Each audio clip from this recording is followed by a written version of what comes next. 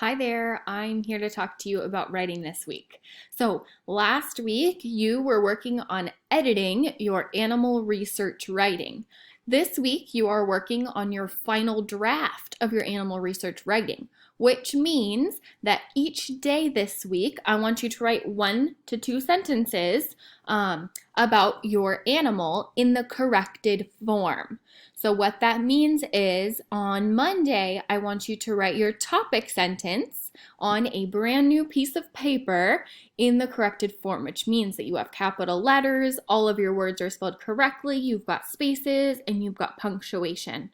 Then on Tuesday, you're going to do the same thing. So, you're going to write your sentence about where your animal lives. And remember, it's that corrected form. So after your topic sentence on this new paper, your next sentence is going to be where your animal lives.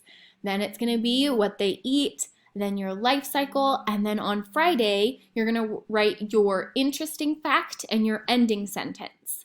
And make sure, like I said, that they are the corrected form. You've already done the hard work last week with correcting everything, so this week you're just going to copy those corrected ones onto this new piece of paper.